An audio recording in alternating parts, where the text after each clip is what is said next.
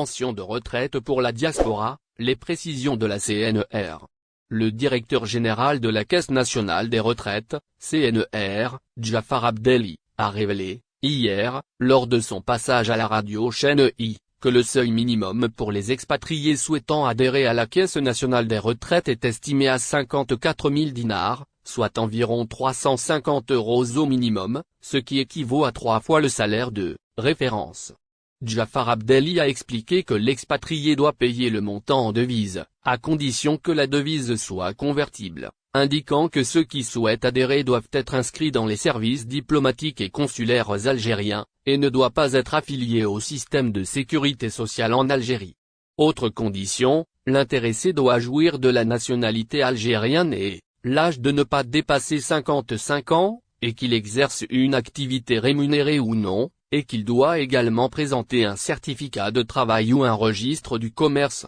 Abdelli a évoqué la possibilité pour les étudiants algériens d'adhérer à la caisse et de bénéficier des versements en nature prévus par la sécurité sociale pour eux et les ayants droit, expliquant que la communauté la plus visée par la procédure est celle qui est située dans des pays qui n'offrent pas aux travailleurs une retraite après la fin de l'activité professionnelle, comme c'est le cas dans les pays du Golfe. Dans le même contexte, Abdelli a révélé que le paiement se fera par carte bancaire en devise au niveau de la Banque de développement local et de la Banque nationale d'Algérie, et que l'expatrié, en cas de souscription de 15 ans, l'intéressé devra pouvoir bénéficier d'une retraite estimée à 20 000 dinars au minimum, et cette prestation peut atteindre 190 000 dinars au maximum, indiquant que les demandes sont traitées dans les 15 jours. Qui a dit que les bagages sont détériorés à l'aéroport international d'Alger. Une vidéo fait fureur. La compagnie aérienne nationale Air Algérie a récemment été critiquée pour les bagages endommagés de ses clients, à l'aéroport international d'Alger. Les plaintes concernant les bagages abîmés ont été nombreuses ces dernières semaines et ont souvent été relayées sur les réseaux sociaux. Toutefois, un internaute a décidé de défendre la compagnie nationale ainsi que l'enceinte aéroportuaire algéroise, en publiant une vidéo sur TikTok montrant des bagagistes décharger les bagages avec précaution.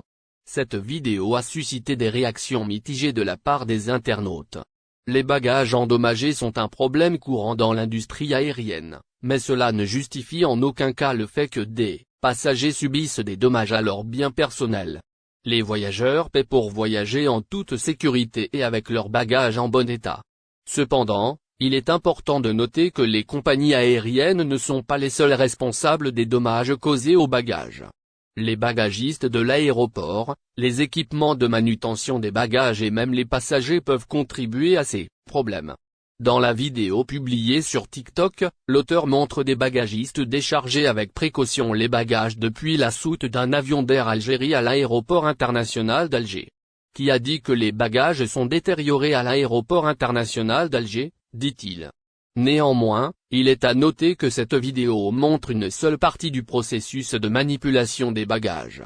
Les bagages sont transportés par un certain nombre de personnes et d'équipements avant d'arriver à leur destination finale. De plus, une vidéo ne peut pas représenter la situation de tous les vols et tous les aéroports. Les conditions peuvent varier considérablement selon la destination, la saison, l'aéroport et le personnel impliqué. Il est donc important de prendre en compte un échantillon plus large avant de tirer des conclusions. Bien que cette vidéo puisse être vue comme une réponse à la critique de la compagnie nationale et de l'aéroport d'Alger, elle ne peut pas effacer les expériences négatives de passagers qui ont vu leurs bagages subir des dommages.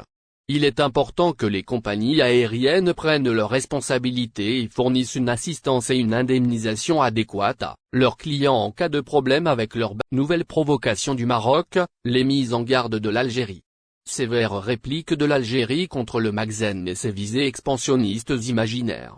Dans le prolongement de ces tentatives provocatrices successives visant à faire diversion sur l'état misérable dans lequel vivent les Marocains, le Maghreb a commis un nouvel impair qui vient témoigner de la profonde hostilité du décideur marocain envers l'Algérie, relève une dépêche de l'agence de presse officielle AP.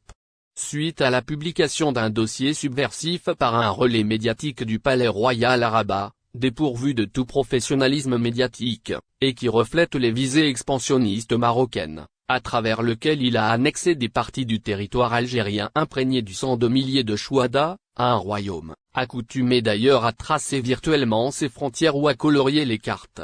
Rappelant dans ce contexte que la publication de ce dossier intervient quelques jours de la déclaration de la directrice de la documentation royale, Baïd Jassimou, sur le même sujet, ravivant ainsi un débat stérile, pourtant tranché en vertu de conventions inscrites à l'ONU.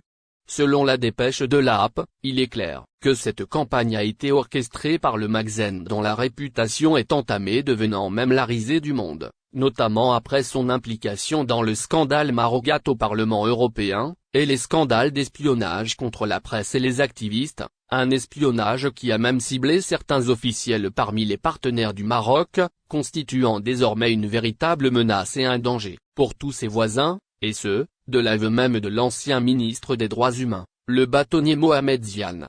Ce comportement hostile, une attitude impulsive perceptible dans la mentalité du législateur marocain, voire dans la constitution marocaine qui, fait inédit dans le monde, énonce dans son chapitre 42 les frontières authentiques, qui n'a épargné aucun pays maghrébin, a sapé toutes les initiatives d'unité et d'intégration maghrébine, souligne la même source.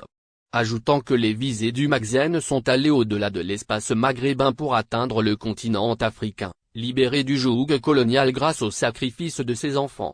Considérant qu'il n'est point étonnant que le Maroc soit le seul pays à avoir des problèmes avec tous ses voisins, occupant le Sahara occidental au sud tout en ayant des visées expansionnistes sur la Mauritanie, pays dont il n'a reconnu l'indépendance qu'en 1969.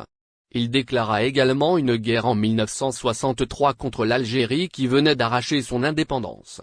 La même source relève que tous les observateurs s'accordent à dire que cette provocation marocaine n'est que le prolongement de la stratégie du Magazine qui tente d'exporter les tensions et les problèmes internes pour détourner les regards de la rue marocaine où les protestations fusent en raison de la flambée des prix des produits alimentaires, de la marginalisation et des disparités sociales. Une situation intervenant en l'absence totale des autorités qui attendent les orientations d'un roi absent, se trouvant de longs mois durant à l'extérieur du pays, et un chef de gouvernement accusé par les Marocains de cupidité et de les saigner au moyen de ces sociétés qui s'enrichissent jour après jour au moment où ses concitoyens sombrent dans une extrême pauvreté, met en exergue la dépêche de l'AP. Mais, les Algériens sont aujourd'hui plus que jamais conscients de la haine viscérale et profonde qu'éprouve le Magazine. N'oubliez pas, abonnez-vous à notre chaîne Olive News et activez les notifications pour recevoir nos publications en temps réel.